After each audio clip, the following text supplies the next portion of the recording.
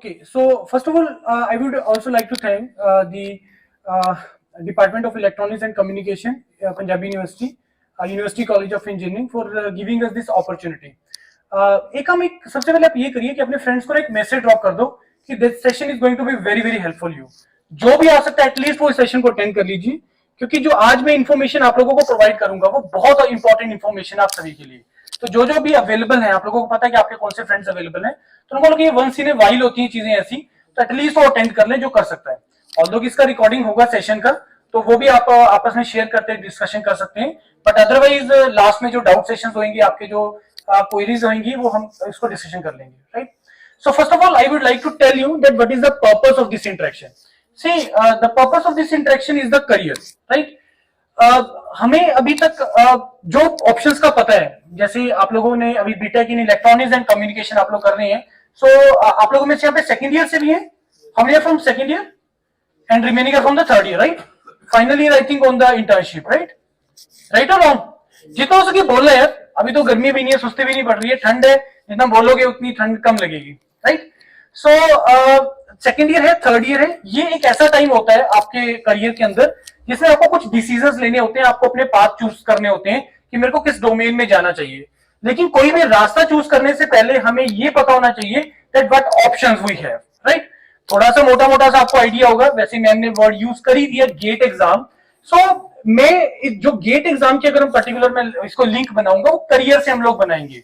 Otherwise get का अभी तक जब हम कभी नाम सुनते हैं तो सबसे पहला थॉट हमारे दिमाग में ये आता है कि ये तो यार बहुत डिफिकल्ट एग्जाम है, मेरे से नहीं होगा.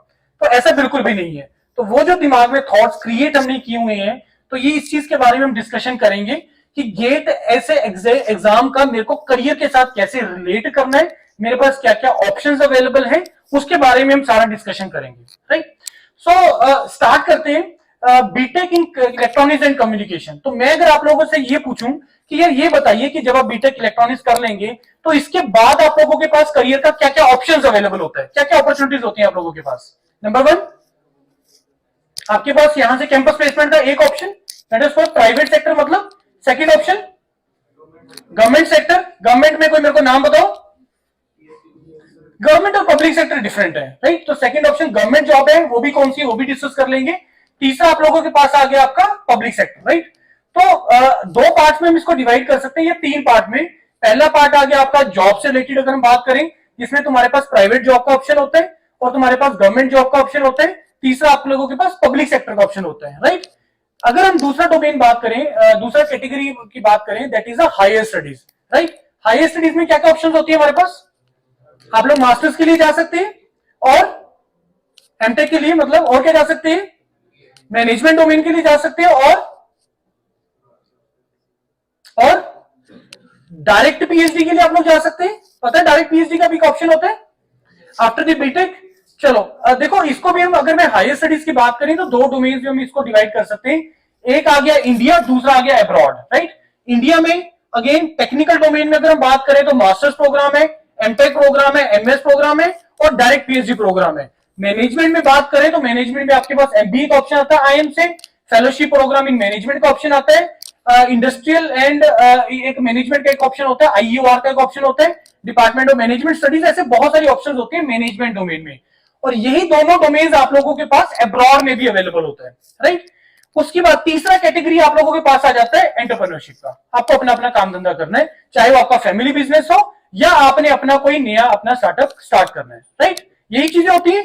इसके अलावा और कोई क्लासिफिकेशन, इसके अलावा कोई और ऑप्शन आप लोगों के पास, इसमें सारा कवर हो गया. राइट. अब मैं आपको ये बोल रहा हूं कि ये जितना भी हम लोगों ने ऑप्शन डिस्कस किया है, ये सारा का सारा एक सिंगल एग्जाम के थ्रू होता है, and that exam is known as the GATE exam. देखो, मैं यहां पे कोई गेट का प्रमोशन नहीं करने आया हूं, मैं यहां पे एक अवेयरनेस देने आया हूं कि गेट एग्जाम का तुम करियर के साथ कैसे रिलेट कर सकते हो, उससे तुम कैसे बेनिफिट उठा सकते हो, कि एक सिंगल गेट एग्जाम देने से उससे तुम्हारे पास कौन कौन सी मल्टीपल ऑप्शंस ओपन हो जाती है. तो ये जितना भी सारा का सारा हमने डोमेन बोला, वो सारा का सारा एक सिंगल एग्जाम के थ्रू होता है. दूसरा चीज, अगर हम इसके बाद का जितना भी ऑप्शंस हमने डिस्कस किया, तो हम ये जरूर चाहेंगे, कोई भी चाहेगा कि मेरे को ये जो ऑप्शंस हैं वो बेस्ट जगह से मिलनी चाहिए. चाहे मैं हायर स्टडीज की बात करूं, चाहे मैं जॉब की बात करूं, तो मेरे को बेस्ट मिलना चाहिए. चाहोगे नहीं चाहोगे? 2-4 लाख से नौकरी से सेटिस्फाइड तो नहीं होगे, नहीं होना चाहिए। राइट और रॉन्ग, राइट और रॉन्ग। और मास्टर्स भी अगर मेरे को करनी है तो कुछ ऐसे इंस्टीट्यूट से करनी है जहां से मेरे को आगे फर्दर करियर का ऑप्शन मिले, जिससे मेरा ब्रांडिंग भी हो। राइट और रॉन्ग, चाहोगे नहीं चाहोगे? तो अगर हम कोई अच्छी चीज चाहेंगे तो उसके लिए हमें क्या करना पड़ेगा, कंपीट करना पड़ेगा। और वो जो कंपीट करने के लिए जो एग्जाम है that is the GATE exam. अब जब हम गेट एग्जाम का नाम सुनते हैं ना, तो सबसे पहला थॉट हमारे दिमाग में ये आता है, यार ये तो बहुत डिफिकल्ट एग्जाम है, ये बहुत डिफिकल्ट एग्जाम है, इससे तो मेरे को कम से कम 70-80 नंबर लेके आने पड़ेंगे तो मेरा जाके करियर ऑप्शन अवेलेबल होगा, ओपन होगा। ऐसा नहीं है आज की सिचुएशन के हिसाब से। अगर मैं बात करूं कि हायर स्टडीज के लिए वो टाइम गया कि अगर मेरे को सपोज आईआईटी में मेरे को मास्टर्स प्रोग्राम के लिए जाना है तो मेरे को 50+, 60+ नंबर लेके आने पड़ेंगे, वो टाइम गया। दूसरा, मेरे को सपोज अगर पब्लिक सेक्टर में जाना है तो मेरे को 70-80 नंबर प्लस लेके आने पड़ेंगे, 100 रैंक के अंदर लेके आना पड़ेगा, 200 के अंदर लेके आना पड़ेगा, वो टाइम गया। रीजन उसके पीछे बहुत बड़ा क्या है कि जो आपकी डोमेन, पर्टिकुलरली अगर मैं इलेक्ट्रॉनिक्स में बात करूं, कितनी स्ट्रेंथ है आपके सेकंड ईयर में, टोटल स्ट्रेंथ कितनी है, कितना इंटेक है आपका सेकंड ईयर में, कितने लोग हैं आप लोग? हाँ 100। 2016-17 में कितने होते थे? हाँ 240 में 3 बैचेस होते थे, मेरे को जहां तक याद है 3 बैचेस होते थे 240, और आज है 100। और ये भी 100 मेरे को लग रहा है ये बड़ा है पिछले 2-3 साल से, इससे पीछे तो और भी कम रहा होगा, मे बी शायद 3rd ईयर में कम होगा स्ट्रेंथ, 4th ईयर में कम होगा स्ट्रेंथ। कहां जा रहा है फिर student? Computer science, computer science में जा रहा है ना। आप अपने कॉलेज के एग्जांपल ले लो, या ये तो चलो गवर्नमेंट है, प्राइवेट में चले जाओ, चितकार या चंडीगढ़ यूनिवर्सिटी की बात करोगे तो उसमें जो 80% एडमिशन है कंप्यूटर साइंस में। तो अब क्या हम अगर हम ये बात करें कि भाई सर अगर कंप्यूटर साइंस में स्टूडेंट जा रहा है तो ये क्या हायर स्टडीज या पब्लिक सेक्टर है, गवर्नमेंट जॉब की बात कर रहे हैं, तो क्या कंप्यूटर साइंस इसलिए उस रीजन में जा रहा है कि इन डोमेन्स में जो ज्यादा अपॉर्चुनिटीज है वो कंप्यूटर साइंस के लिए हो रही है? मेरे को देखो यार, मेरे को सुनो प्लीज, मेरा क्वेश्चन समझ में आया? सुना ही नहीं। मैं आपको ये बोल रहा हूं कि कंप्यूटर साइंस में स्टूडेंट क्यों जा रहे हैं, इस कारण से जा रहा है कि पब्लिक सेक्टर में उनकी डिमांड बढ़ रही है या हायर स्टडीज में उनकी डिमांड बढ़ रही है, इस रीजन से जा रहा है? नहीं, रीजन उसके पीछे बड़ा सिंपल है कि मेरी जॉब वहां पे थोड़ी इजीली लग जाएगी, ज्यादा मेहनत नहीं करनी पड़ेगी। मेहनत तो नो डाउट हर डोमेन में करनी पड़ती है, राइट। अब आ जाओ अपनी ब्रांच के ऊपर, electrical, electronics, civil, mechanical, number बहुत कम हो गया आपका। लेकिन क्या इन डोमेन्स में हायर स्टडीज की अगर हम पर्टिकुलरली बात करें या अगर हम पब्लिक सेक्टर की बात करें तो उसमें जो रिक्वायरमेंट है, अगर मैं कंट्री लेवल पे बात करूं इन पर्टिकुलर कोर डोमेन्स की, सिविल, इलेक्ट्रिकल, मैकेनिकल, क्या ये बाय द टाइम बढ़ रही है या कम हो रही है या रुकी हुई है? कम हो रही है। क्यों बढ़ रही है या बढ़ेगी? क्यों बढ़ रही है? इसका बड़ा सिंपल सा रीजन है डेवलपमेंट। कंट्री डेवलप वाले स्टेज में जा रहे हैं, हमें अपना लाइफ जो है वो क्वालिटी लाइफ चाहिए। क्वालिटी लाइफ के अंदर क्या चाहिए? मेरे को सड़कें अच्छी चाहिए, मेरे को रहने के लिए सारा कुछ अच्छा चाहिए, खाना पीना अच्छी चाहिए। क्वालिटी लाइफ में ये चीजें आ जाती है नहीं आती हैं? तो मेरे को ये बताओ कि इलेक्ट्रिसिटी की जो डिमांड है वो बढ़ रही है कि कम हो रही है? गाड़ियों की जो डिमांड है कम हो रही है बढ़ रही है? तो मेरे को ये बताइए कि तो फिर जो इलेक्ट्रॉनिक्स या मैकेनिकल या सिविल जो कोर ब्रांचेस रही है इनकी डिमांड भी बाय द टाइम बढ़ता ही चला जाएगा, बढ़ता ही चला जाएगा। लेकिन क्या उस पेस पे जो ग्रेजुएट हो रहा है स्टूडेंट या उस पेस पे जो स्टूडेंट स्पेशलाइज्ड हो रहा है, जो डिमांड है मार्केट की, क्या वो स्टूडेंट उतना आउटकम मिल रहा है? नहीं मिल रहा। So there is the opportunity and there is the gap. यहीं पे अपॉर्चुनिटी है आप लोगों के पास। जो मैं पॉइंट यहां पे डिस्कस किया कि जितना भी करियर अपॉर्चुनिटीज हमने डिस्कस किया हायर स्टडी से लेके या जॉब से रिलेटेड, आप उस स्टेज में बैठे हैं, आप उस समय में बैठे हैं जहां पे आप लोगों के पास बहुत अच्छा अपॉर्चुनिटी है कि अगर आप इस एग्जाम के अंदर थोड़ा सा भी अच्छा मार्क्स ले आते हो तो तुम्हारे पास मल्टीपल ऑप्शंस ओपन हो जाती हैं, मल्टीपल ऑप्शंस। वो टाइम गया 60-70 नंबर लेना था कि अगर मेरे को 60-77 मार्क्स लेके आने 60-70 तो मेरे को 100 मार्क्स के लिए पढ़ना पड़ेगा। मैं आपको ये बोल रहा हूं कि 35, 40, 30 depending upon the category and CGPA, अगर आप गेट नियर क्वालिफाई भी करते हो और अगर सीजीपीए तुम्हारा थोड़ा सा भी अच्छा है, you can land up in a very good opportunity. आप लैंड कर सकते हो, लेकिन उसका एक प्रोसीजर है, हमें फॉलो करना पड़ता है। जिस प्रोसीजर को मैं बताने तुम्हें आया हूं मैं ये कि तुम्हारे पास बहुत ऑप्शंस अवेलेबल होती है, लेकिन हम लोग उसके बारे में कभी सोचा ही नहीं है, पता ही नहीं उसके बारे में। हमें तो क्या चीज पता है? हमें वो रैट रेस पता है जो नॉर्मली लोग फॉलो कर रहे हैं। क्या रैट रेस? कनाडा चले जाएंगे या प्राइवेट में चले जाएंगे यही रेट रेस यही चल रहा है ना अभी तक। आपके दिमाग में ये होगा ना कि प्लेसमेंट एक ऑप्शन है, no doubt that is also very good option, लेकिन अगर उसका तुम उसके ज्यादा अच्छा अपॉर्चुनिटी तुम्हें मिल रहा है पैरेलल, देखो एक चीज तुम बोलोगे सर मेरा जॉब लग गया 5 लाख का, क्या करूं? ऑब्वियसली ज्वाइन करना चाहिए। अगर तुम बोलो सर मेरा एक 5 लाख का जॉब लग गया, मेरे पास एक आईटी का मास्टर्स का या पीएचडी का अपॉर्चुनिटी है, अब बताओ मेरे को क्या करें? तो जब तक तुम्हारे हाथ में 2-4 ऑप्शन हाथ में नहीं होगा, you can not do the comparative analysis. तो कंपैरेटिव एनालिसिस करने के लिए we have to open the options. एक ऑप्शन लेके बैठे पकड़े रहोगे तो उसको ज्वाइन करना ही पड़ेगा यार। लेकिन फिर 2-4 साल के बाद कोई एक पर्सन आपकी बैच में से जिसने वो रास्ता चूज कर लिया, जो जिसने एक रास्ता अलग पकड़ा, 4-5 साल के बाद पता लगता है यार उसका तो 25 लाख का पैकेज लग गया, उसका तो 20 लाख का लग गया, वो तो यहां पे पहुंच गया, ये इसने कैसे कर लिया? और ये होता है, आप लोग शायद इस चीज को अंडरस्टैंड नहीं कर पाओगे क्योंकि आप लोग इस फेज से नहीं निकले होगी। मैं आपको वो चीजें बता रहा हूं जो फेस करोगे आप लोग, और इसी बैच में से भी करेंगे। तो हमें ये मलाल ना हो एटलीस्ट इन द एंड, तो मेरे को वो सारा करियर अपॉर्चुनिटीज पता होना जरूरी है। अगर तुम, मैंने 30-35 नंबर पे आपको करियर ऑप्शन ओपन करने की बात कर रहा हूं मैं, वो गया 60-70 नंबर, तो मेरे को अगर 60-70 नंबर लेके आने तो मेरे को 100 नंबर का पढ़ना पड़ेगा। अगर मैं बोल रहा हूं 35-40-45 नंबर ले आओ तो मैं 60-70 नंबर का पढ़ूंगा। स्मार्ट वर्क करना है मेरे को, हार्ड वर्क नहीं करना है। वैकेंसीज का बैकलॉग आ रहा है, बैकलॉग, कैपेबल स्टूडेंट्स नहीं मिल रहे हैं। मैं आपको जो रियलाइज करवा रहा हूं बता रहा हूं जो इस टाइम पे मार्केट में चल रहा है। एग्जांपल ले रहा हूं, Punjab state power corporation limited है, पीएसपीसीएल, ये असिस्टेंट इंजीनियर का रिक्रूटमेंट करता है थ्रू द गेट एग्जाम। पता आपको इसके बारे में? पता कि नहीं पता? इस बार इलेक्ट्रॉनिक्स से भी करना है उसने, राइट? अब मैं गेट 2023 के बेस की आपको मैं फिगर्स दे रहा हूं। मैं वैकेंसी आई थी 125, ठीक है जी, गेट 2023। पता कितने बच्चों का सिलेक्शन हुआ उसके अंदर? पता किसी को फिगर? पता किसी को figure? 63, 62 seats got vacant. Reason उसके पीछे स्टूडेंट ही नहीं है। कैटेगरी में 16 नंबर जिसके आए, 16.25 वाला यही लग गया असिस्टेंट इंजीनियर।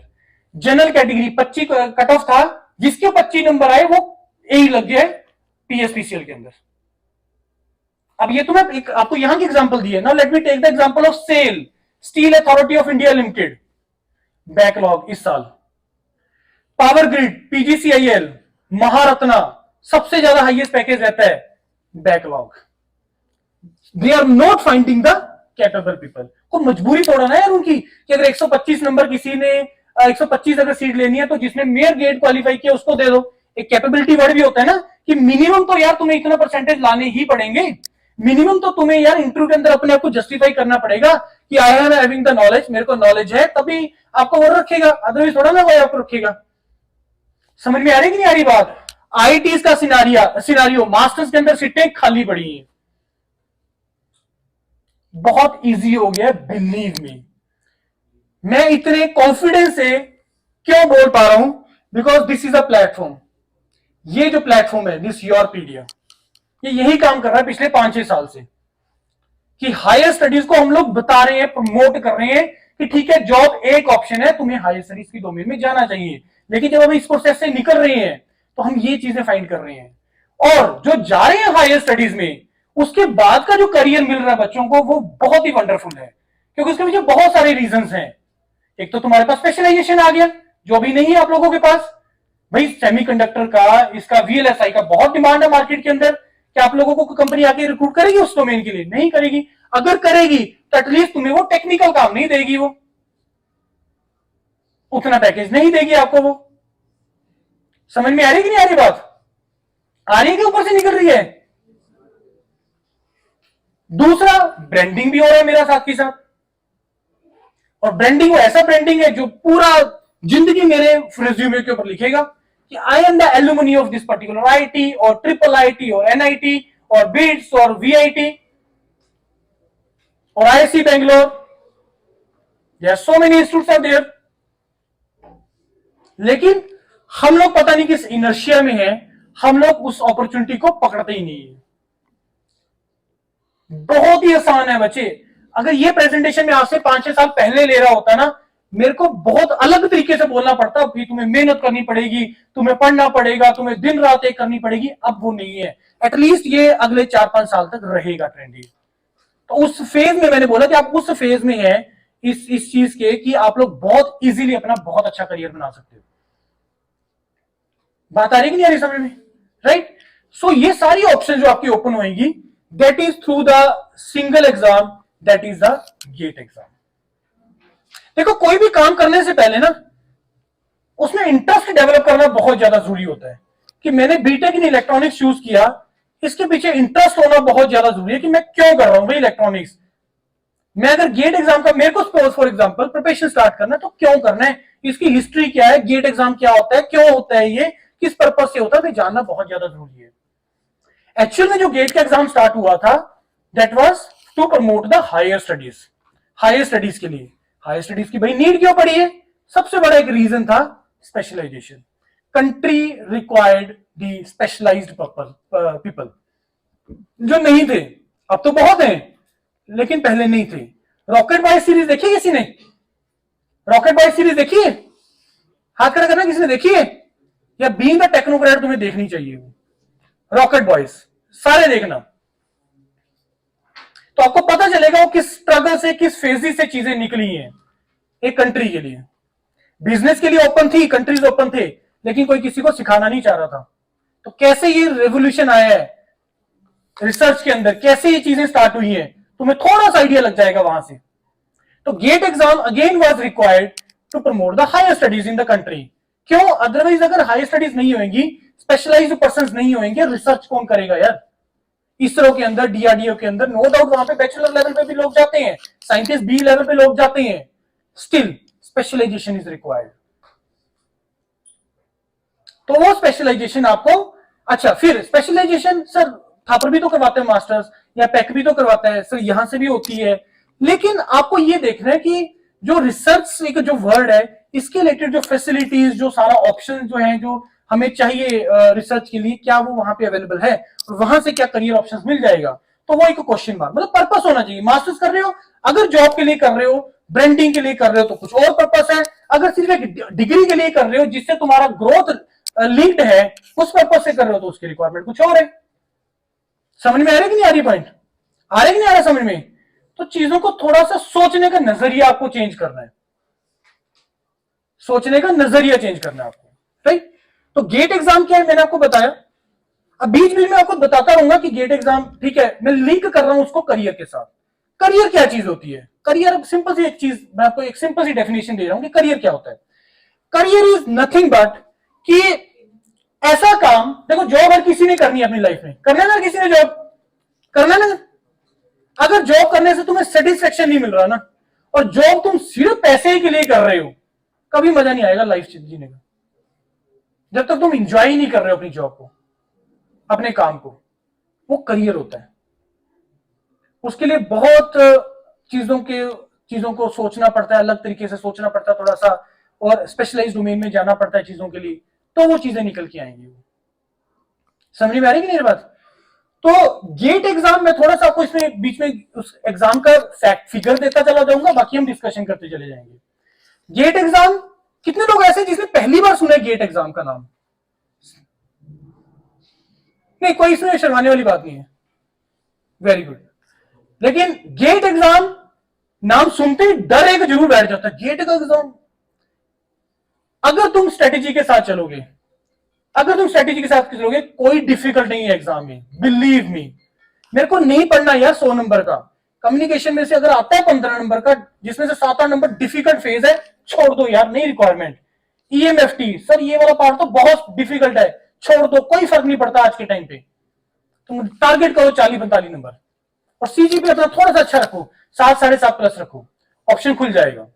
तो गेट एग्जाम का जो एग्जाम स्ट्रक्चर है, इसमें 65 क्वेश्चन होते हैं, 65 क्वेश्चन, और 100 मार्क्स का ये एग्जाम होता है, जिसमें 30 क्वेश्चन आपके 1 मार्क के होते हैं और 35 क्वेश्चन आपके 2 मार्क्स के होते हैं, राइट। इसमें आपको 70 मार्क्स का जो आपको आएगा वो टेक्निकल पार्ट आएगा। अगर आप इसमें इंजीनियरिंग मैथ भी ऐड कर दो तो वो 85 मार्क्स का आएगा।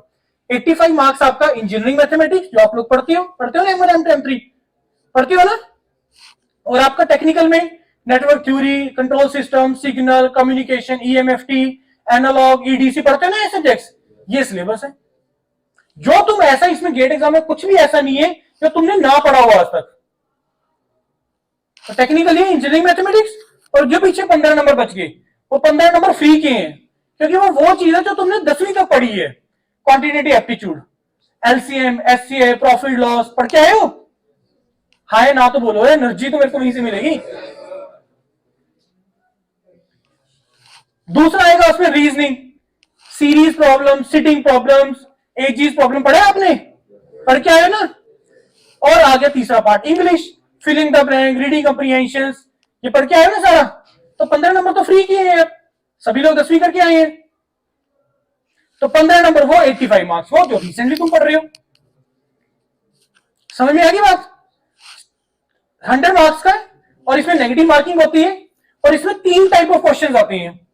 देखो, पहला, GATE exam is not a exam की जिसको तुम रट्टा मार के क्वालिफाई कर लोगे, नहीं होगा। क्रैम करके नहीं होगा, क्योंकि आउट ऑफ 60 मार्क्स 65 क्वेश्चंस, आपको 60 क्वेश्चंस न्यूमेरिकल आएंगे, इसमें तुम्हें सॉल्व करना है।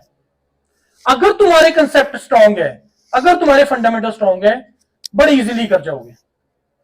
प्रिपरेशन करने का तरीका बहुत सिंपल है, जो तुम कॉलेज में पढ़ रहे हो उसी को पढ़ो, स्टैंडर्ड बुक से फॉलो करो, स्टैंडर्ड बुक्स पढ़ो और प्रीवियस ईयर क्वेश्चंस लगाओ। प्रीवियस ईयर क्वेश्चंस को अगर तुमने 10 बार लगा लिए ना हाथ से, बिलीव मी फ्रेंड्स, 50 नंबर कहीं नहीं गए। इसके अलावा कुछ भी करने का रिक्वायरमेंट नहीं है। कंसेप्ट स्ट्रांग कर लो और प्रीवियस ईयर क्वेश्चंस कर लो, that is more than sufficient, more than sufficient. 3 type of question आएगा। अब देखो, रट्टा लगा के क्यों नहीं निकलेगा एग्जाम, लक से भी नहीं निकल सकता एग्जाम ये। 3 टाइप ऑफ क्वेश्चन। पहला, मल्टीपल चॉइस क्वेश्चन, अक्कड़ बक्कड़ हम खेल लेंगे मल्टीपल चॉइस में, लेकिन आउट ऑफ 65 क्वेश्चन 15 होते हैं, लेकिन इसमें नेगेटिव भी होता है, तो अक्कड़ बक्कड़ भी नहीं खेल पाओगे। दूसरा टाइप ऑफ इसमें क्वेश्चन होता है आपका multiple selection question, multiple selection, इसमें एक से ज्यादा आंसर ठीक है। तीसरा आ गया numerical answer type, filling the blank, जिसमें तुमने वैल्यू पुट करनी है। आगे बात समझ में? नेगेटिव मार्किंग, ये सारा आपको एग्जाम स्ट्रक्चर समझ आ गया गेट का। उसके बाद गेट एग्जाम के कुछ फीचर्स हैं, जैसे गेट आप लोग 3rd ईयर ऑनवर्ड दे सकते हो। यहां पे 3rd ईयर से है, किसी ने दिया था गेट एग्जाम इस बार? हाँ सॉरी, इस वीकेंड है ना। कौन कौन दे रहे? तैयारी करके दे रहे हो, ऐसे दे रहे हो? कोई बात नहीं यार, इसमें कोई शर्माने वाली, उसमें कोई एम्बैरेसिंग वाली, तैयारी करके दे रहे हो, वेरी गुड।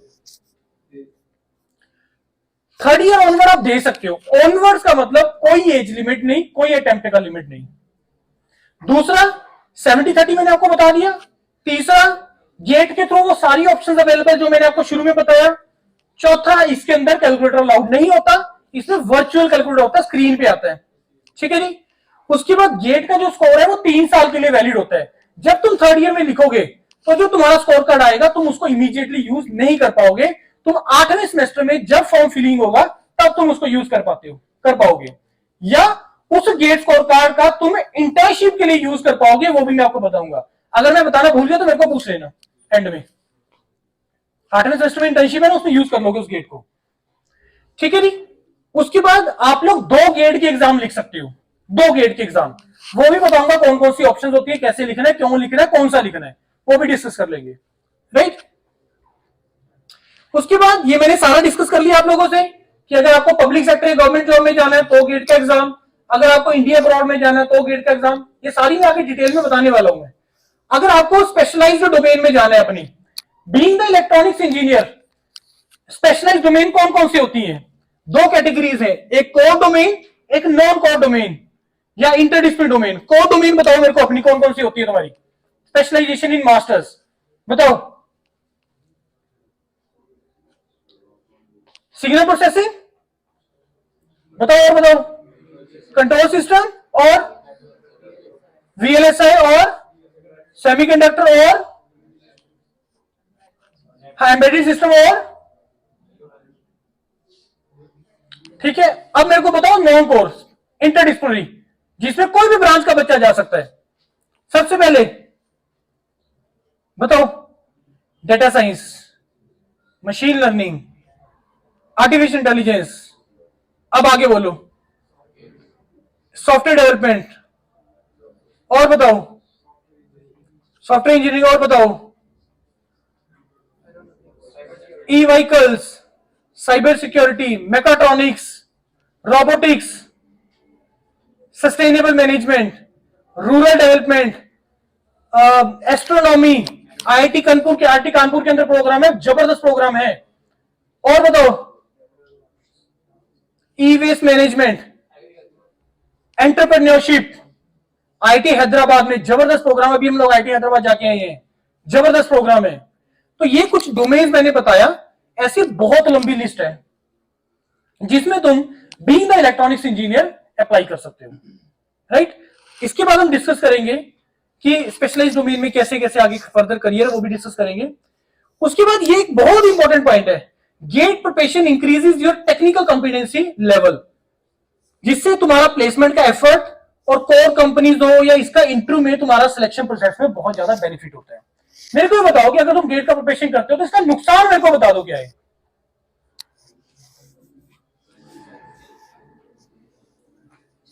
कोई नुकसान है? करते क्यों नहीं है, ये नहीं मेरे को आज तक पता लगा तुम्हें। अब अगला स्लाइड है बहुत इंपॉर्टेंट, ये स्लाइड मैंने इंटेंशनली लगाई है। देखो, why everyone should right get exam. मैं चाहता हूं, मैं हर किसी कॉलेज में जाके ही बोल रहा हूं कि भाई हर किसी को गेट का एग्जाम लिखना चाहिए। उसके पीछे कुछ रीजंस हैं। पहला, क्रेडिबिलिटी। बीटेक यार तेरी 8 सीजीपीए कैसे आ गई? डाउट करते ना कोई बंदा? करते होंगे कुछ ना कुछ तो कई लोग करते हैं। यार तेरे से 6.5 ही रह गए, यार तू तो बहुत बड़ा, तेरे इतने कम कैसे आ गए? समझ मेरी बात? ये सीजीपीए के बेस पे डिसाइड नहीं हो पाएगा कभी भी, बहुत सारे रीजंस हैं। मे भी यहाँ पे ठीक है, आपको बहुत मेहनत करके नंबर लेने पड़ते होंगे, लेकिन प्राइवेट में कुछ चीजें और हैं, कुछ कॉलेजेस में नॉन अटेंडिंग भी चल रहा है, बहुत सारी चीजें चल रही हैं। लेकिन अगर आपने कर लिया गेट क्वालिफाई, सीजीपीए रखो एक साइड पे, आई एम गेट क्वालिफाइड, कोई क्वेश्चन मार्क नहीं करेगा तुम्हारे ऊपर कि तुम्हें टेक्निकल नॉलेज या तुम्हें तुम्हारी फील्ड का नॉलेज नहीं है। तो सबसे इंपॉर्टेंट चीज है क्रेडिबिलिटी। सेकंड आ गया लाइफ लॉन्ग बेनिफिट। ये एक ऐसा एग्जाम है, ये ऐसा एक स्कोर कार्ड है जिसको तुम पूरी लाइफ अपने रिज्यूमे के ऊपर लिख सकते हो और उसका बेनिफिट ले सकते हो। आज तुम जा रहे हो प्राइवेट जॉब के लिए, लिखो वहां पे I am GATE qualified. No doubt वो लिखने से सामने वाले की एक्सपेक्टेशन भी बढ़ती है। अच्छा गेट क्वालिफाइड, इससे पूछो अच्छे क्वेश्चन। अच्छा इसका 9 सीजीपीए, इसको पूछो अच्छे क्वेश्चन। समझ में आ रहा पॉइंट? नहीं आ रहा है? पर क्योंकि आपने प्रिपरेशन किया हुआ है, आप उस प्रोसेस से निकले हो, तो आप आंसर करोगे और तुम्हें वो बेनिफिट देगा। जब आप इंटरव्यू में जा रहे हो, 5 लोग इंटरव्यू में जा रहे हैं, 2 गेट क्वालिफाइड है, 3 नहीं है, ठीक है। हर किसी को इंटरव्यू के सामने कंप्लीट करना ही है, आंसर करना ही है, चाहे गेट क्वालिफाई है चाहे नहीं है। लेकिन एक सॉफ्ट कॉर्नर लगा लो या एक तुम्हें वो बेनिफिट देगा जिसका गेट क्वालिफाइड है। और नॉट द इमीडिएट जॉब 10 साल के बाद मन करा कुछ और करने का, टीचिंग करने का, या मान लो सपोज कोई ऐसा फॉर्म निकल गया जिसमें एज 30 या 35 तक अलाउड है फॉर एग्जांपल, और ये निकलती है ऐसी बहुत वैकेंसीज विद गेट कि किसी साल का ये गेट आ जाओ भाई, निकले पीछे से फॉर्म बहुत ज्यादा, क्योंकि मार्केट में स्टूडेंट ही नहीं है। उसका तुम फायदा ले सकते हो। हमें टीचर चाहिए, हम लोगों ने प्रिपरेशन करवाना है बच्चों को गेट का, इंजीनियरिंग सर्विसेज या कोई भी एग्जाम का। 10 लोगों ने अप्लाई किया, सबसे पहली चीज मैं ये देखता हूं उसके रिज्यूमे में यार किसका गेट क्वालिफाई है, किसने गेट के लिए तैयारी की, तो उसको हम बेनिफिट देते हैं। दूसरा पार्ट तो नो डाउट उसको वो अपने स्किल दिखाने ही पड़ेंगे, नॉट टीचिंग वाले। Knowledge is one part, second part is the your delivery, the personality, वो तो दिखाना ही पड़ेगा। अगर मैनेजमेंट का जॉब है तो नॉलेज तो रिक्वायर्ड है, लेकिन मैनेजरियल स्किल भी चाहिए उसके लिए, वो चेक करेगा तुम्हारा इंटरव्यू के अंदर। बात आ रही कि नहीं आ रही समझ में? भाई सीजी में तुमने 9 ले लिया, डायरेक्ट पीएचडी में एमएस प्रोग्राम में तुम्हें उसका बेनिफिट मिलता है, इंटरव्यू के लिए भी बुला लिया, लेकिन अगर इंटरव्यू में जाके तुम जस्टिफाई नहीं कर पाओगे कि तुमने पीएचडी क्यों करनी है या तुम डायरेक्ट पीएचडी क्यों कर रहे हो, तुम एमटेक क्यों नहीं कर रहे हो, अगर तुम इसका आंसर नहीं करोगे आपको नहीं रखेगा। या अभी तक आपने कुछ रिसर्च के ओरिएंटेड क्या किया है, आपने स्टेटमेंट ऑफ पर्पस में क्या लिखा है, अगर आप ये चीजें नहीं करोगे तो वो नहीं रखेगा आपको। It's very simple. आ रही है बात समझ में? नहीं आ रही है? तीसरा इंटरव्यू में बेनिफिट, वो तो मैं आपको बता चुका हूं। चौथा probability of selection in other exams. अब ये वो पॉइंट है कि मान के चलो कि तुमने पूरा साल मेहनत की, गेट क्वालिफाई नहीं हुआ, ठीक है जी। तो क्या GATE is the only single exam जो पूरे साल में होता है? क्या GATE is the only single exam जो पूरे साल में होता है? ऐसे बहुत एग्जाम्स होते हैं। अभी मैं दिखाता हूं आपको कौन कौन से एग्जाम होते हैं, जिसके बारे में शायद हमें पता भी नहीं है। बात आ रही है कि नहीं आ रही समझ में? लेकिन ये जिसने गेट को एक बार प्रोसेस से निकला है, क्वालिफाई होना बहुत अच्छी बात है, उसके थ्रू अलग टाइप ऑफ ऑप्शंस ओपन होगा। लेकिन अगर क्वालिफाई नहीं होता, उसके थ्रू जो ऑप्शंस ओपन हो रहे हैं और उसके थ्रू अलावा जो ऑप्शंस है, अगर तुम प्रोसेस से निकले हो तो उसमें जो सिलेक्शन का जो प्रोबेबिलिटी है वो हाई रहेगा। एक सिविल सर्विसेज का तैयारी किया किसी ने बहुत अच्छे तरीके से, नहीं आया नंबर उसका, तो उसकी स्टेट की जो पीसीएस की एग्जाम की प्रोबेबिलिटी है निकालने की, वो बढ़ जाती है। बढ़ती है कि नहीं बढ़ती है? वेरी सिंपल, यही चीज इसके लिए एप्लीकेबल है। ये तो एक बहुत स्टैंडर्ड एग्जाम है, and I call this exam as a beautiful exam, क्योंकि इसके थ्रू मल्टीपल ऑप्शन ओपन हो जाती है तुम्हारे लिए, चाहे गेट क्वालिफाई हो चाहे तुम्हारा गेट क्वालिफाई ना हो। समझ में आ रही कि नहीं आ रही बात? अगर बीच में कहीं पे भी डाउट आएगा मेरे को पूछ लेना और रिस्पॉन्स देते रहो यार, मेरी वही एनर्जी, मैंने लंच नहीं किया। अब बात करते हैं जॉब्स की। गेट के थ्रू तुम्हारे पास गेट और विदाउट गेट मल्टीपल ऑप्शंस हैं तुम्हारे पास पूरे साल के अंदर। गेट तो एक बार होता है, लेकिन जो अलग पब्लिक सेक्टर है, कितने पब्लिक सेक्टर है आइडिया? कितने पब्लिक सेक्टर आएंगे? 250 प्लस पब्लिक सेक्टर है। ये मैंने वो नाम लिखे जिनके नाम आप लोगों ने सुने हुए हैं। अब इनमें एंट्री करने के दो तरीके हैं, एक है विद गेट, एक है विदाउट गेट। अच्छा मेरे को बताते जाओ कौन सा विद गेट है कौन सा विदाउट गेट है। ये पहला वाला कौन सा है? HAL क्या है? HAL क्या है? Hindustan aeronautical limited. यार तुम्हें नाम भी नहीं पता और तुम इंजीनियरिंग डोमेन से हो, और ये बहुत बड़ा रिक्रूटर है इलेक्ट्रॉनिक्स डोमेन का HAL। कैसे रिक्रूटमेंट करता है? With GATE or without GATE? Without GATE. अपना टेस्ट लेना इन्होंने हर साल, दो डोमेन्स के लिए एक लेते हैं, एक लेते हैं डिजाइन ट्रेनिंग, एक लेते हैं मैनेजमेंट ट्रेनिंग। दूसरा ISRO। यार क्रेज है बच्चों में इसमें, इस चीज जॉब के लिए इसरो में। मेरे को नहीं पता आप लोगों में से किसमें है नहीं है। मेजोरिटी लोग कौन होते हैं इसरो के अंदर? साउथ इंडियन है ना? क्यों है भाई? क्यों नहीं पढ़ते तो यार तुम भी हो, लेकिन तुम्हें क्रेज नहीं है, तुम्हें वो बग नहीं है कि मेरे को टारगेट ले लिया कि मेरे को एयरपोर्ट अथॉरिटी में 80 से लगना है, या मेरे को HPCL में जाना है, या मेरे को इसरो में जाना है, या मेरे को PSPCL में जाना है। वो क्रेज नहीं है तुम्हें, पागलपंथी नहीं है वो। क्यों नहीं है पागलपंथी पता है? क्योंकि पता ही नहीं है। समझ रहे हो? ऐसे ऑर्गेनाइजेशन का नाम सुनते हो सबसे पहला थॉट पता क्या आता है? बहुत मेहनत करनी पड़ेगी यार, बहुत मेहनत करनी पड़ेगी, और उससे पता नहीं क्यों घबरा जाते हैं यार। कोई ऐसी चीज है जो बिना मतलब कम मेहनत से अच्छी चीज मिल जाए? है ऐसी कोई चीज? है कोई? है कोई चीज? कभी एक्सपेक्ट मत करना लाइफ के अंदर कि कोई चीज अच्छी चीज तुम्हें बिना मेहनत के मिल जाएगी। और अगर बिना मेहनत के तुम्हें कोई चीज मिल रही है, मजा नहीं आएगा उसका, एंजॉय नहीं कर पाओगे। फादर के कहने से किसी ने लगा दी 20-25 हजार की जॉब, कभी जस्टिफाई नहीं कर पाओगे, जस्टिफिकेशन नहीं कर पाओगे अपनी जॉब के साथ, उसका कोई फायदा नहीं होगा। समझ में आ रही है यार बात? DRDO नहीं, मैं फुल फॉर्म नहीं पूछ रहा। ये ओवर एम्प्लॉयड थी 10 साल तक, पता है आपको? 2010 के बाद इसने रिक्रूटमेंट ही नहीं किया। पता है क्यों नहीं किया? एक तो ओवर एम्प्लॉयड, दूसरा आउटपुट जीरो इसकी, तभी तो HAL बने। HAL is doing very good. पता है क्या बनाती है HAL? हाँ, हेलीकॉप्टर कौन बना रहा है इंडिया के अंदर? जो एक्सपोर्ट अभी पीछे से एक्सपोर्ट भी तो किए बहुत सारे, हिंदुस्तान एरोनॉटिकल लिमिटेड बना रहा है। ये पहले DRDO के पास था। गवर्नमेंट में काम ही नहीं करते ये लोग, तो तभी तो प्राइवेट को देना पड़ता है। टाटा रिलायंस ही तो बिना उनको दे रहे हैं, क्यों जा रहे हैं यार? गवर्नमेंट सिस्टम पता नहीं गड़बड़ हो रखा है बहुत ज्यादा। लेकिन स्टिल कुछ ऑर्गेनाइजेशन ऐसे जो बहुत अच्छा कर रही है। और क्यों अच्छा कर रही है? क्योंकि कैपेबल पीपल है वहां पे, तो अच्छा कर रही है।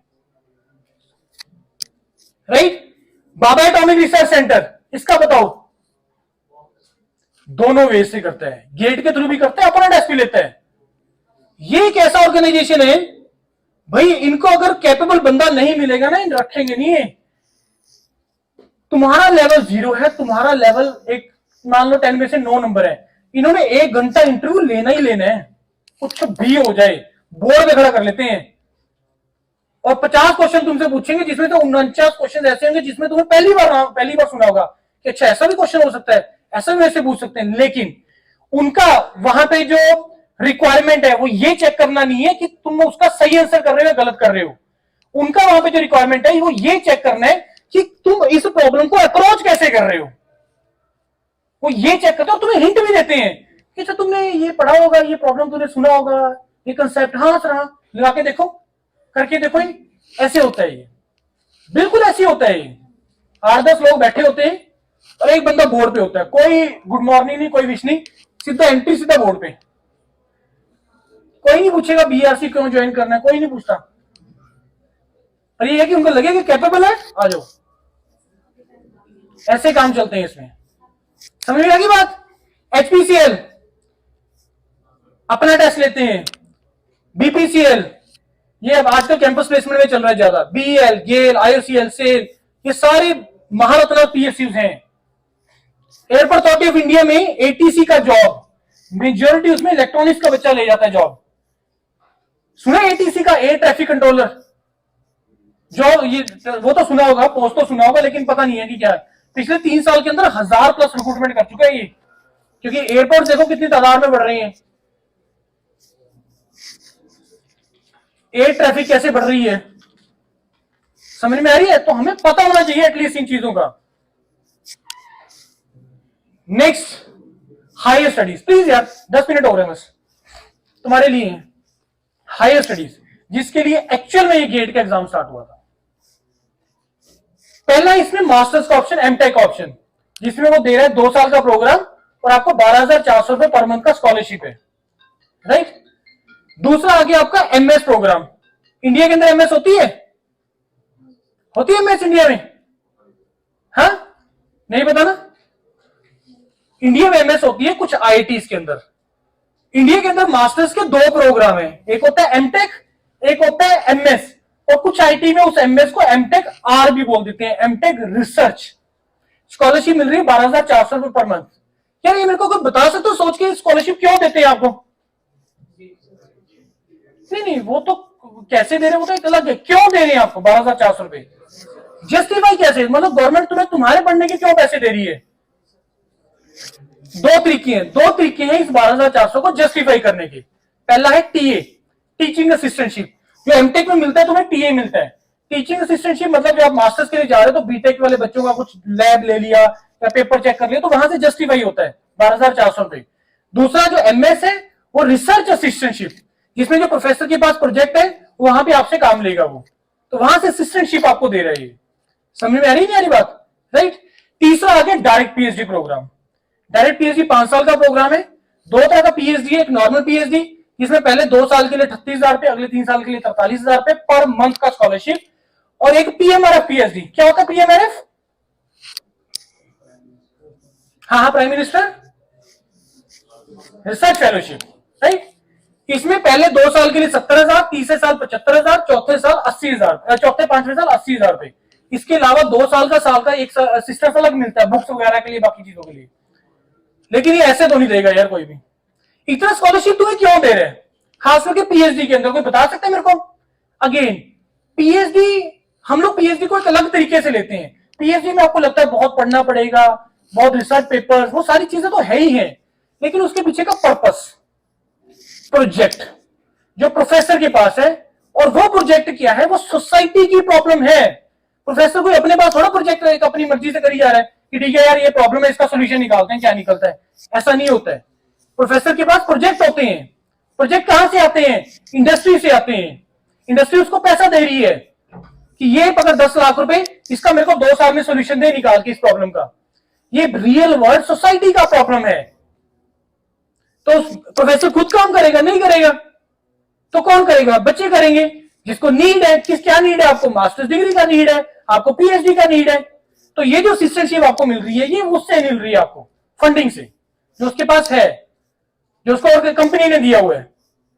आ रही है बात समझ में, नहीं आ रही है? बहुत सारी कंट्रीज में तो पीएचडी को पीएचडी नहीं लिखते हैं, जॉब लिखते हैं।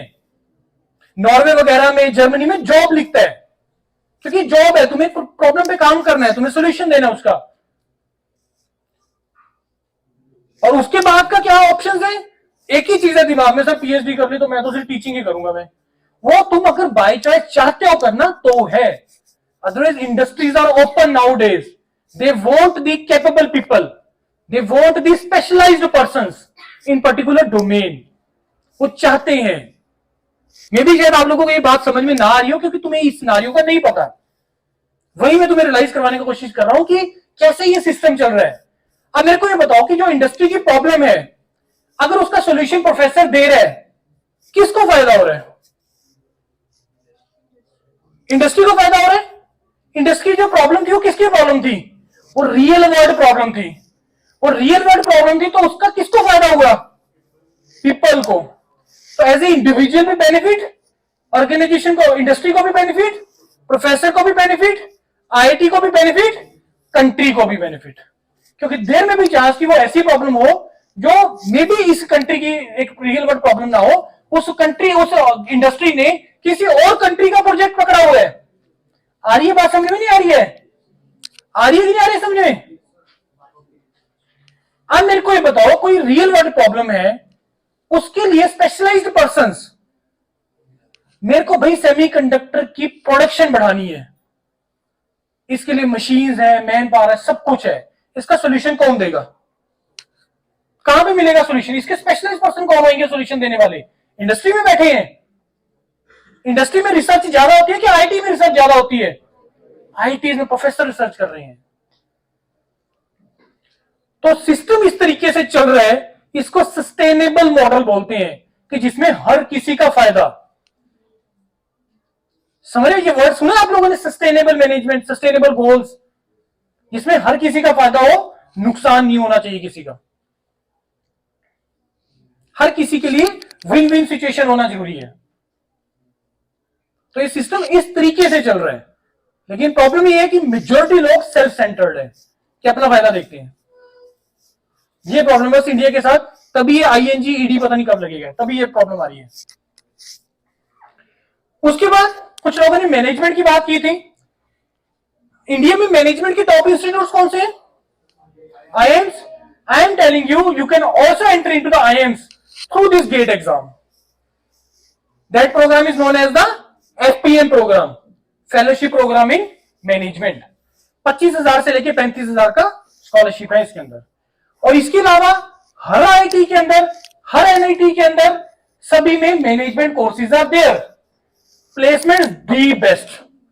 अब जितने भी मैं तुम्हें ऑप्शन बता रहा हूं ना, कहीं पे क्वेश्चन मार्क प्लेसमेंट को लेके मत लगाना कि सर इसके बाद क्या होगा। उसका आंसर मैं तुम्हें दे रहा हूं। वाई हायर स्टडीज क्यों? अगली स्लाइड में दे रहा हूं उसका आंसर में, कि ये जो मैं तुम्हें बोल रहा हूं हायर स्टडीज क्यों करनी चाहिए, क्या क्या ऑप्शन हो तो मैं तुम्हें बता रहा हूं क्यों करनी चाहिए, उसका आंसर मैं तुम्हें करूंगा मैं। तो department of management studies IIT Madras, IOR IIT Bombay, master of management IIT Bangalore, IIT Delhi, ISM Dhanbad, her NIT में, हर आईआईटी में मैनेजमेंट कोर्सेज आर देयर। काम करना मुश्किल है कि करवाना मुश्किल है?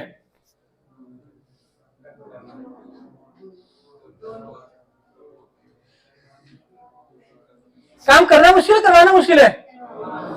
पैसे करने वालों को ज्यादा मिलते हैं, करवाने वाले को? जो मैनेजमेंट डोमेन के बंदे, इसको सैलरी ज्यादा मिलेगी या कोर वालों को मिलेगी?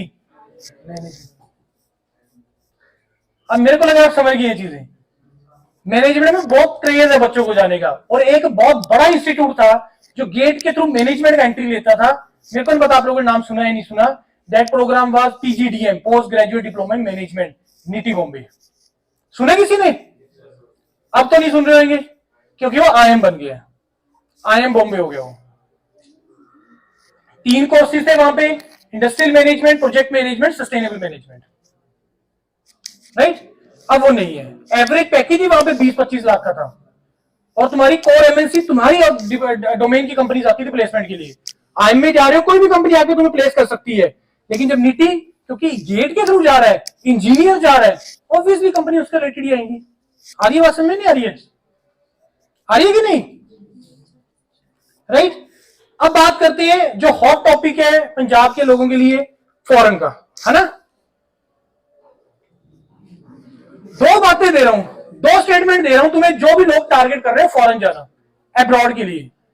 पहली बार मैं आपको ये बोल रहा हूं कि स्टडीज के लिए अब्रॉड हर किसी को जाना चाहिए, हायर स्टडीज लेवल पे हर किसी को जाना चाहिए, लेकिन उसके पीछे दो बातें याद रखना। पहला, अगर तुमने अब्रॉड जाना है तो एज एन इंजीनियर जाना, एज ए लेबरर मत जाना। मेजोरिटी लोग जा रहे हैं as a labourer, as a skilled person जाना।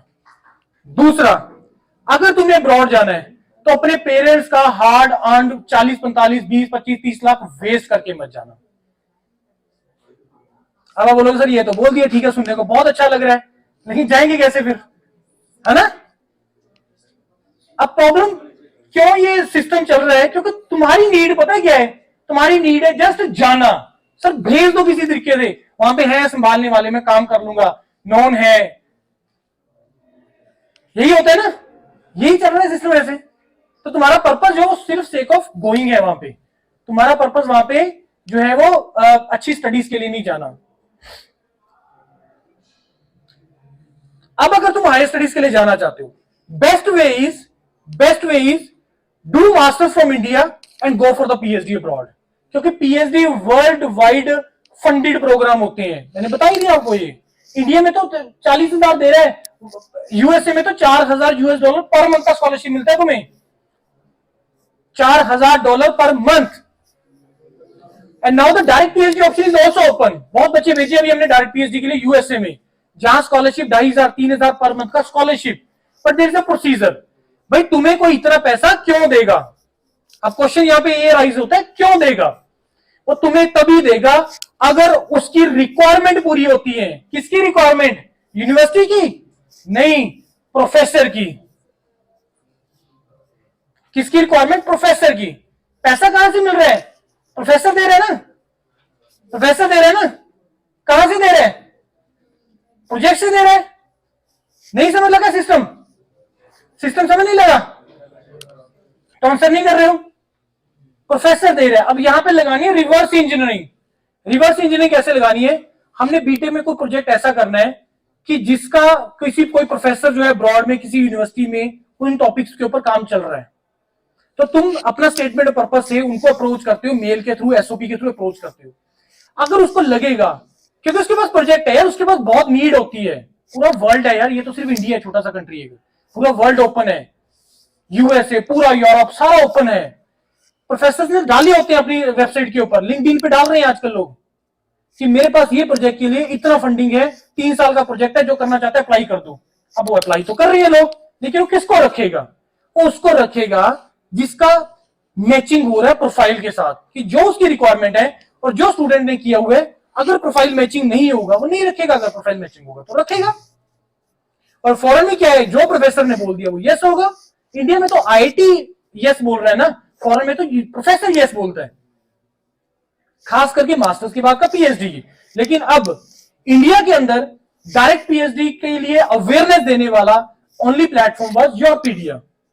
2015-16 में आपके यूको से बहुत बच्चे गए हैं, तो इस टाइम पे यूएसए सेटल्ड है बहुत अच्छे तरीके से।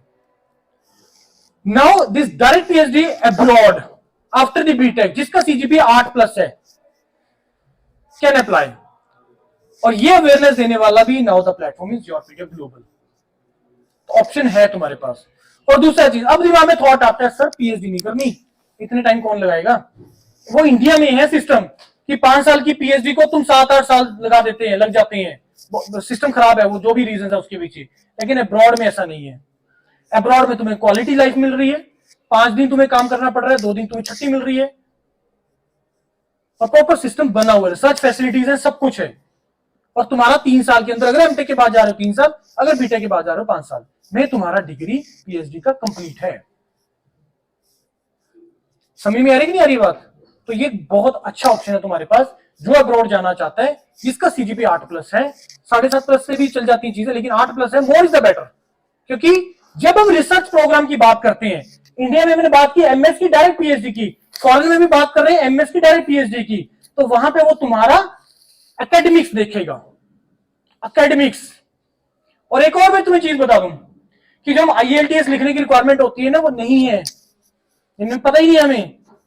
अगर तुम्हारा यूनिवर्सिटी ये लिख के दे देना कि इसने जो बीटेक किया है वो इंग्लिश लैंग्वेज में किया है, एक सर्टिफिकेट लगाओगे तो IELTS की रिक्वायरमेंट नहीं है। लेकिन अच्छी यूनिवर्सिटीज में नोट की, जिसके लिए आप एजेंट्स के थ्रू जा रहे हो, वो नहीं करेगी, वो अलग तरीका है। वो बात आ रही है कि नहीं आ रही समझ में? लेकिन हमें इन चीजों के बारे में नहीं पता है। और बहुत सारी कंट्री ऐसी है जिसमें तुम्हारा खर्चा मास्टर प्रोग्राम में भी तुम जा सकते हो, लेकिन उसमें थोड़ा एक्सपेंसिव होते हैं, क्योंकि उसमें स्कॉलरशिप नहीं होती। क्यों नहीं स्कॉलरशिप होती है? छोटा प्रोग्राम होता है, तो तुम्हें रिसर्च के लिए ज्यादा टाइम नहीं मिल पाता है। बात आ रही कि नहीं आ रही समझ में? अब मैं तुम्हें बताता हूं मास्टर प्रोग्राम में तुम्हें स्टाइपेंड कैसे मिलेगा, वो भी मैं तुम्हें बता रहा हूं। अब 2 प्रोग्राम होते हैं मास्टर्स में फॉरेन के अंदर, एक होता है MS, एक होता है M इंजीनियरिंग। स्कॉलरशिप तुम्हें मिलती है MS में, M इंजीनियरिंग में स्कॉलरशिप नहीं मिलती है। इसका पता ही नहीं है किसी को। बात आ रही है कि नहीं आ रही समझ में? हर किसी को जाना चाहिए, हर किसी को अब्रॉड स्टडीज के लिए, लेकिन वो 2 तरीके नहीं है जो मैंने बता दिया। 2 काम मत करके जाना, एज ए लेबरर मत जाना और पैसा वेस्ट मत करके जाना। PhD के लिए जा रहे हो, डायरेक्ट PhD के लिए जा रहे हो, 1.5-2 लाख से ज्यादा खर्चा नहीं है तुम्हारा, 1.5-2 लाख। लेकिन यार मैंने उससे पहले भी बोल के रहा हूं कि अगर अच्छी चीज टारगेट कर रहे हो ना, मेहनत तो लगेगी यार। लेकिन वो 5-7 आज से तुम अगले ना अगले 5-7 साल अपनी लाइफ को दे दो। अगर तुमने आने वाले अगले 5-7 साल अपनी लाइफ को सेटलमेंट करने के लिए दे दिए ना, करियर के लिए दे दिए, तो उसके बाद आगे वाली जो 30-35 साल है ना, बड़े तसल्ली से निकलेंगे। लेकिन अब अगर तुमने आराम देख लिया, अब अगर तुमने शॉर्टकट देख लिए, अब अगर तुमने जल्दी कर ली, तो आने वाले 30-35 साल स्ट्रगल ही स्ट्रगल है। तो ये जो आने वाले 5-7 साल है ना अगले, बहुत क्रुशियल आप लोगों के लिए, तो सही रास्ता चूज करना जरूरी है। गेट एग्जाम की हम क्यों बात करते रहते हैं? क्योंकि ये जरिया है, ये रास्ता है उस डेस्टिनेशन तक पहुंचने का। गेट एक एग्जाम है उस जगह तक पहुंचने का, कि अगर भाई मेरे को IT की ब्रांडिंग चाहिए, स्पेशलाइजेशन चाहिए, नॉलेज चाहिए, तो मेरे को वहीं से मिलेगी। तो उसका जरिया तो एक ही तरीका जाने का, गेट एग्जाम।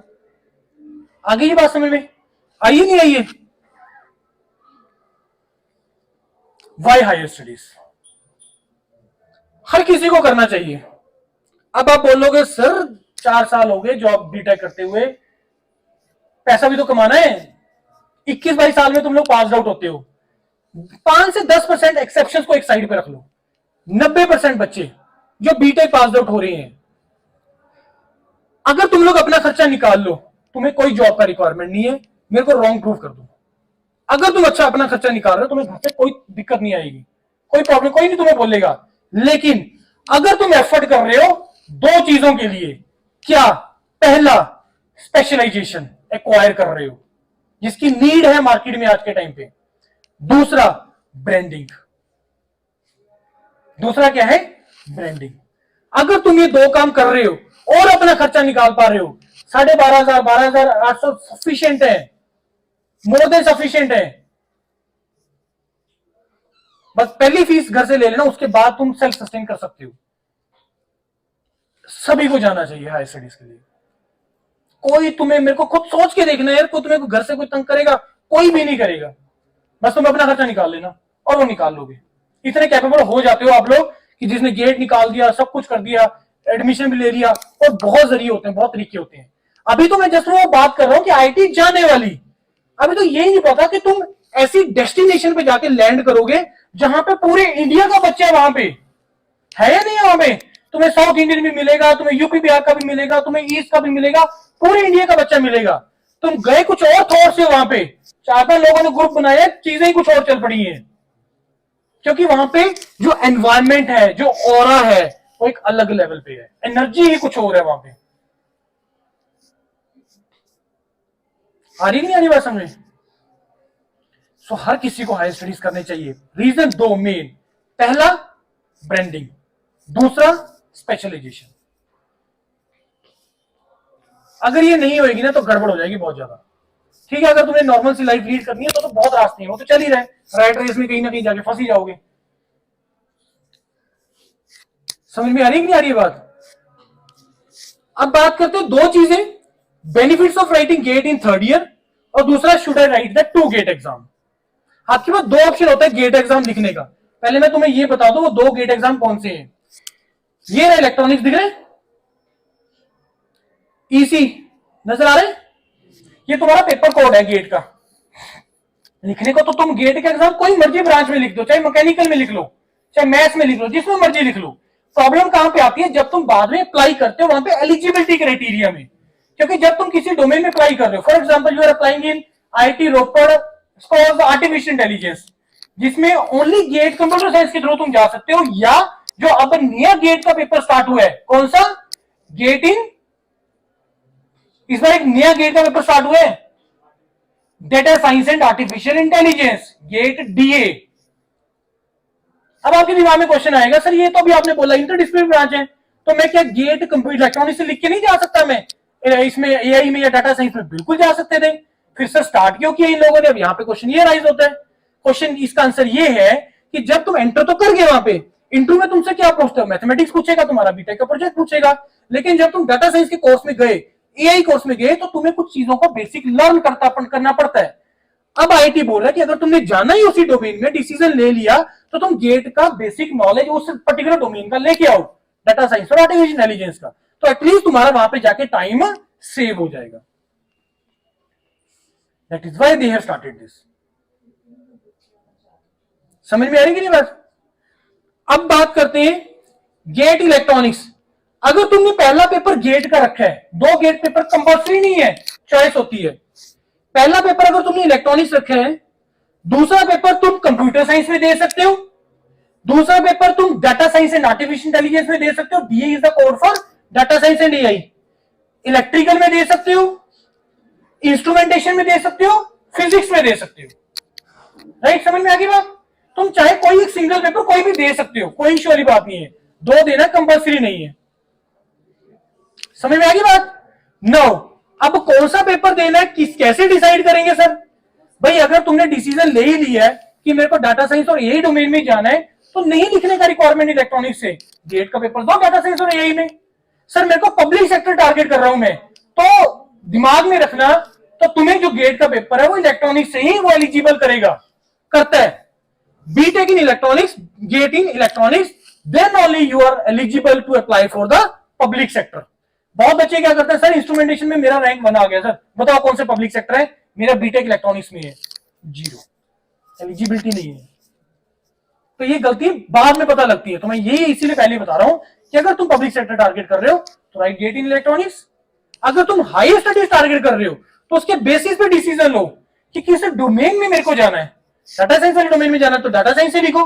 मेरे को अगर जैसे इंस्ट्रूमेंटेशन जब आप करते हो तो आप उसमें कम्युनिकेशन वगैरह सिग्नल ये नहीं पढ़ते हो, राइट? तो तुम्हें जिस जोन से सब्जेक्ट्स उसमें पढ़ते हो ना, उसी डोमेन में ही तुम मास्टर्स का ऑप्शन के लिए अप्लाई कर सकते हो। बात आगे समझ में नहीं आ गई है कि अगर तुम गेट इलेक्ट्रिकल से लिख दिया तो तुम लोग कम्युनिकेशन में अप्लाई नहीं कर पाओगे, क्योंकि कम्युनिकेशन तुमने इसमें नहीं पढ़ा। इट मींस उसने देखा कि तुम्हारा इंटरेस्ट नहीं, इसलिए नहीं तुमने किया। बात आ गई समझ में?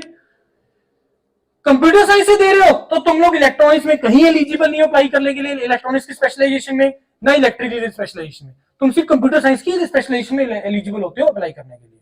तो इस बेस पे तुम्हें डिसाइड करना है। समझ में आ गई? 2 गेट पेपर देने हैं तो कौन से देने, कैसे डिसाइड करने हैं, वो इस बेस के डिसाइड करने हैं।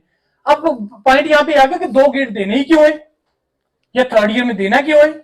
इसका आंसर ये है, जब तुम 3rd ईयर में पेपर देते हो, जैसे अभी आप लोग दोगे, जो भी दे रहे हैं, तो तुम इसको इसी साल यूज नहीं कर सकते हो। तुम इसको यूज करोगे जब अगले सेमेस्टर में, 8वें सेमेस्टर में मार्च में फॉर्म आना स्टार्ट हो जाएंगे आईआईटीज के या पब्लिक सेक्टर के, तो उसमें तुम अप्लाई करना स्टार्ट कर सकते हो, उसको यूज कर सकते हो।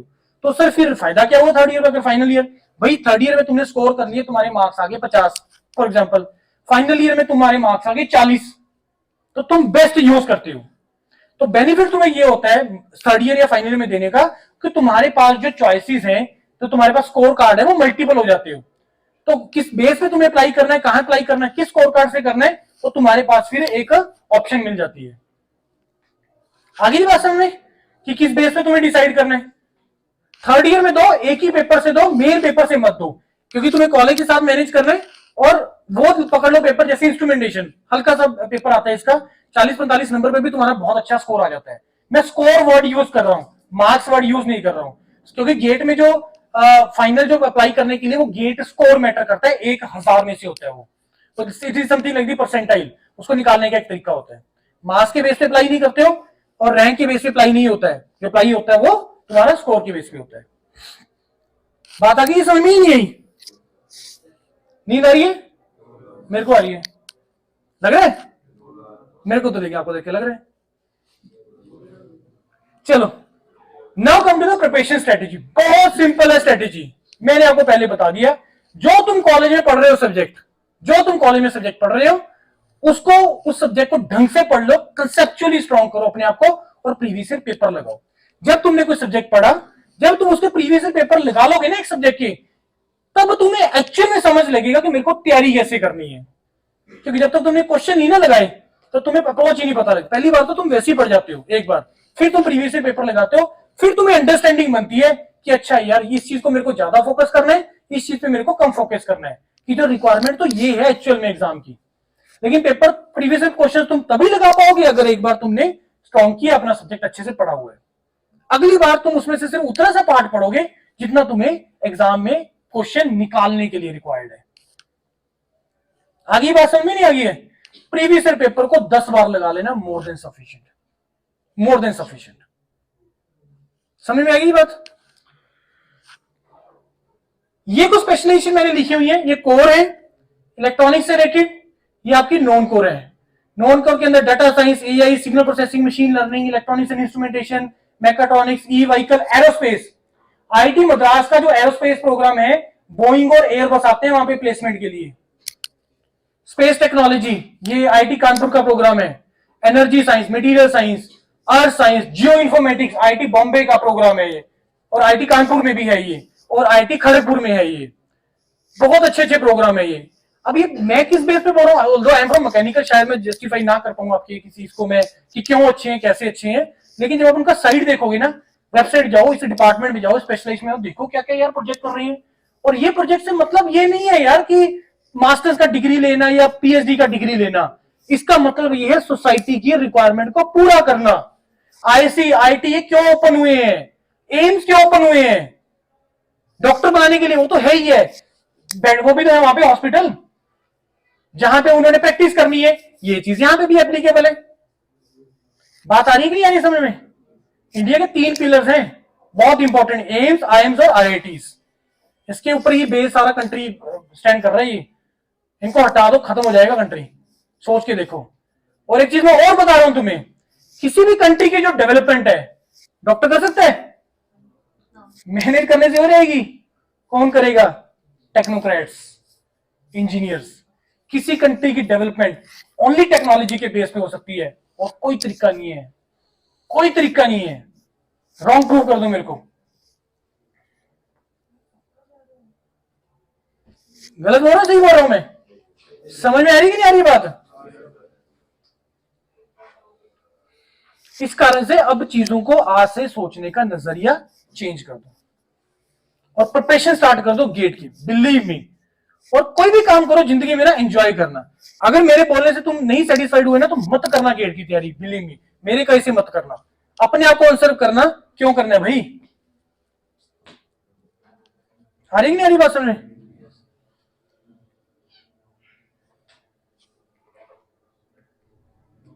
इसको स्कैन करो, मोबाइल ओपन करो जल्दी, बस लास्ट है। करो करो स्कैन करो, करो क्या? Very good.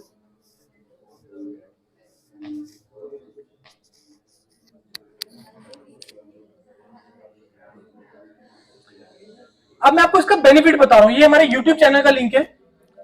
अब इसको यूज कैसे कर रहे हैं वो मैं तुम्हें बता रहा हूं।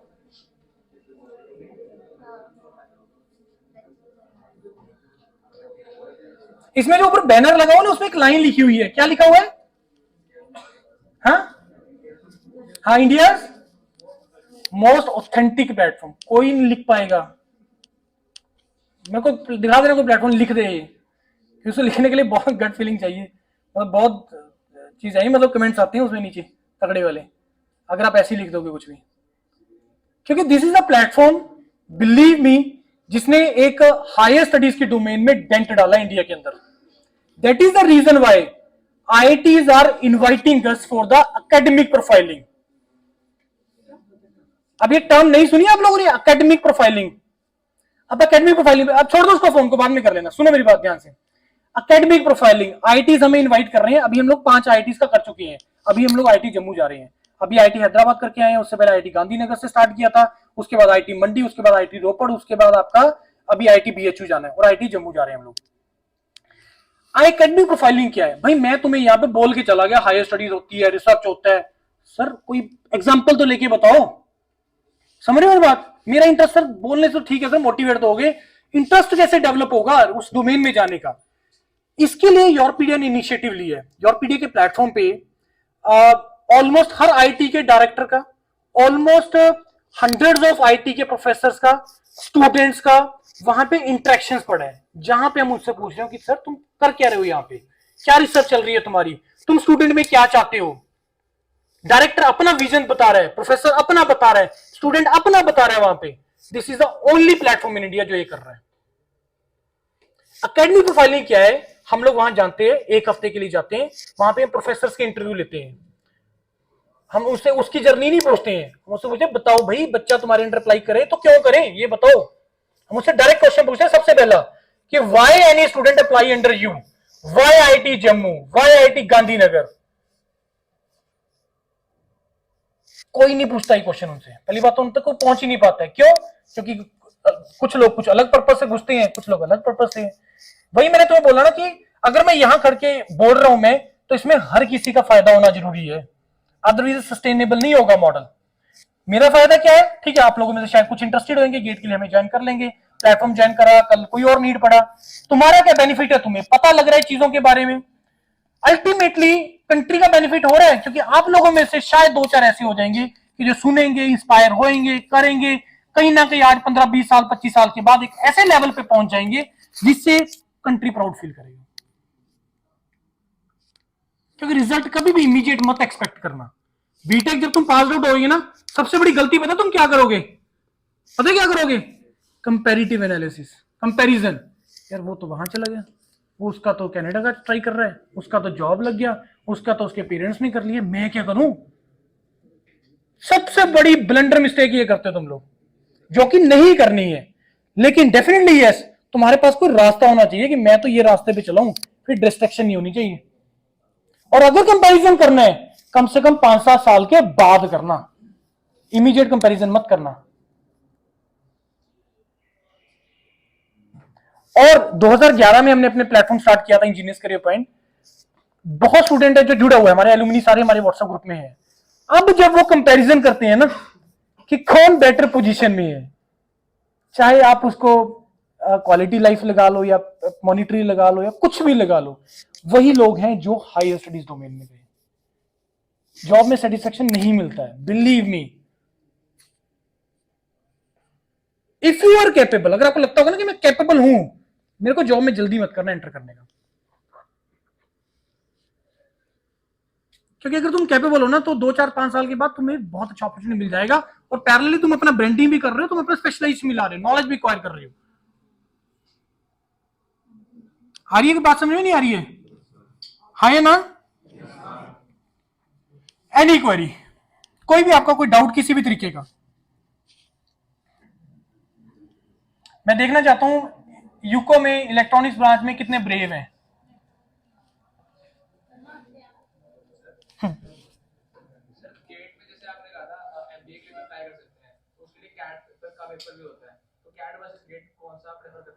देखो बैठ जाओ, मैं बताता हूँ इसका आंसर। देखो मैंने एमबीए जो बात किया ना, वो मैंने बात किया आईआईटीज और एनआईटीज के अंदर। जो आईएम्स के अंदर जो गेट के थ्रू एंट्री है वो एफपीएम प्रोग्राम के लिए है, वो रिसर्च प्रोग्राम है, फेलोशिप प्रोग्राम इन मैनेजमेंट, वो रिसर्च प्रोग्राम है। वो 3 से लेके 5 साल का होता है, कुछ आईएम्स के अंदर 3 साल है, कुछ में 5 साल का है। तो ऐसे तुम कैट के एमबीए और गेट के एफपीएम को कंपैरिजन नहीं कर सकते हो। मतलब you can not compare MTech versus direct PhD, you can not compare, दोनों की रिक्वायरमेंट ही डिफरेंट है। वो पर्सन टू पर्सन है कि मेरे को क्या चीज को मेरे को मेन टारगेट करना है, मेरे को उसके बाद इमीडिएटली जॉब चाहिए या मेरे को उसके बाद का क्या जर्नी को करना है, उसके बेस पे वो डिसाइड होगा। तो ये कंपैरिजन थोड़ा सा मुश्किल है ये, राइट? हाँ जी, सेकंड ब्रेव। चीजें कुछ पता लगी? हाँ कि नहीं? दिमाग की बत्ती खुली? कुछ लगा कि नहीं लगा? पता अपना अच्छे तरीके से सोचना स्टार्ट करो यार, और पढ़ना स्टार्ट करो। ये एक जरिया है, गेट एक ऐसा एग्जाम है जो जरिया है उस लेवल पे पहुंचने का। बहुत आपको इस प्लेटफॉर्म के ऊपर इतनी एग्जांपल्स मिलेंगी, इतनी इंटरेक्शंस मिलेगी, जिसको कई बार तो सुन के तुम्हारा तो पसीने छूट जाएंगे यार। अच्छा, इस स्टेज पे पहुंचने के लिए इतना स्ट्रगल, इतना मेहनत की इस बंदे ने। बहुत ऐसी इंटरेक्शंस हैं। सुनना, एक चंडीगढ़ यूनिवर्सिटी के एक बच्चे का है, उसका ISRO के अंदर हुआ था, उसका सुनना इंटरेक्शन।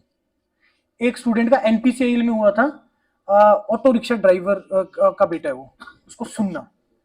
स्ट्रगल क्या होती है, मेहनत क्या होती है, तुम्हें पता लगेगा। यहां पे हमें लाइफ बहुत आसान की हुई है हमारे पेरेंट्स ने।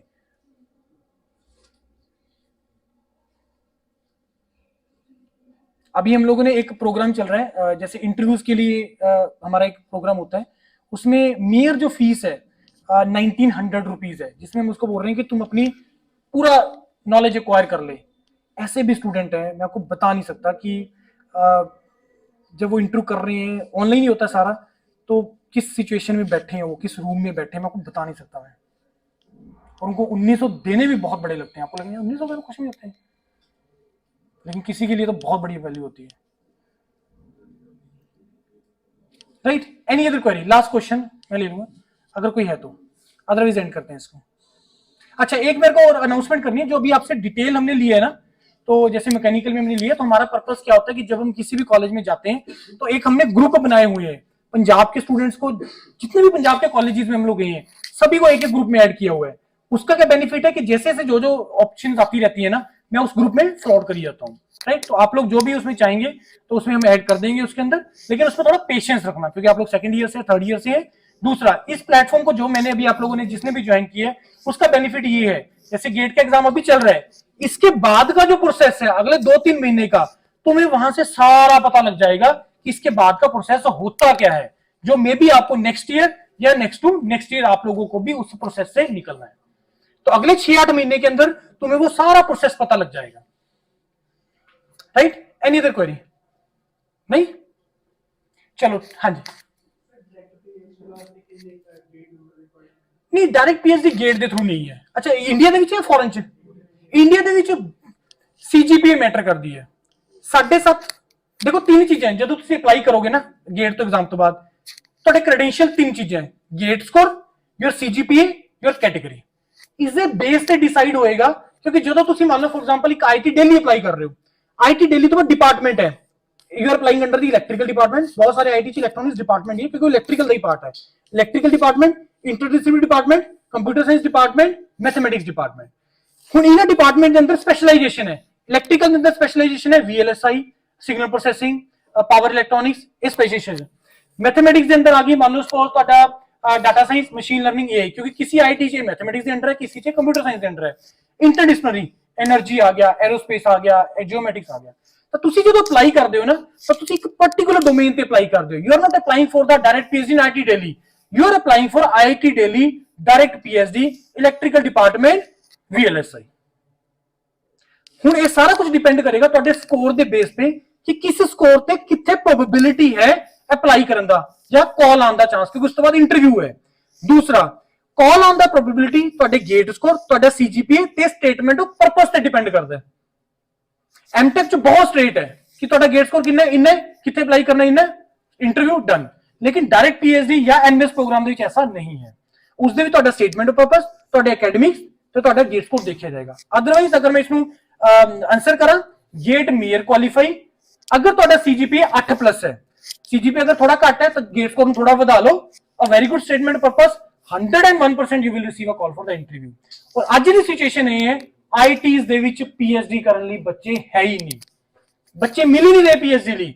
रीजन पता उसके पीछे क्या है, जो मैं कर चुके हैं कि 5 साल ਨੂੰ ਵਧਾ ਕੇ 6 साल, 7 साल, 8 साल। स्पोर्टिंग सिस्टम नहीं है अपने पूरे इंडिया ਦੇ ਵਿੱਚ, बड़ा गड़बड़ चल रहा है। That is the reason why we are telling to each and everyone on this one of the very important platform of Yourpedia कि now you can look for the PhD abroad. पूरे ਤੁਹਾਨੂੰ स्कॉलरशिप मिल रही 40,000, उससे ਤੁਹਾਨੂੰ मिल रहा $2,500-3,000 पर महीने का। ਅਗਰ ਤੁਸੀਂ ਟਾਰਗੇਟ ਕਰ ਰਹੇ ਹੋ ਤਾਂ ਅਬਰੋਡ ਇੱਕ ਆਪਸ਼ਨ ਲੈ ਕੇ ਚੱਲ ਸਕਦੇ ਹੋ ਜਿੱਥੇ ਤੁਹਾਡਾ ਖਰਚਾ 1.5-2 ਲੱਖ ਤੋਂ ਜ਼ਿਆਦਾ ਨਹੀਂ ਹੈ, ਜਿਸ 'ਚ ਤੁਹਾਡੇ ਟ੍ਰਾਂਸਕ੍ਰਿਪਟਸ ਅਪਲਾਈ ਕਰਨ ਦਾ ਖਰਚਾ ਸਭ ਕੁਝ ਹੀ ਆ ਜਾਂਦਾ ਉਹਦੇ ਵਿੱਚ। ठीक है, आंसर हो गया? हाँ, any other query? Any other? चलो ठीक है, बहुत मजा आया ਤੁਹਾਡੇ ਨਾਲ ਗੱਲ करके, बहुत अच्छा लगा और बहुत पेशेंस से आप लोगों ने सुना। उम्मीद करता हूं कि मेरी इस डिस्कशन से कईयों पे कुछ ना कुछ तो असर पड़ेगा और आप लोग अपनी यूनिवर्सिटी का नाम एक नेक्स्ट लेवल पे लेके आओगे, क्योंकि अगर आप कहीं ना कहीं से तो किसी को तो स्टार्ट करना है यार, आप लोग कुछ करेंगे तो ये भी कॉलेज भी आपका प्राउड फील करेगा, जिसको देख के आगे सिस्टम चलना स्टार्ट होगा कि यस यहाँ का बच्चा तो आईआईटी जाता है, यहाँ का बच्चा तो पब्लिक सेक्टर निकालता है, यहाँ का तो बच्चा तो वर्ल्ड की टॉप 50 यूनिवर्सिटीज में जाता है, जिससे आने वाले टाइम पे एडमिशन में जरूर आपको बेनिफिट होगा। Right, thank you and all the best. Thank you.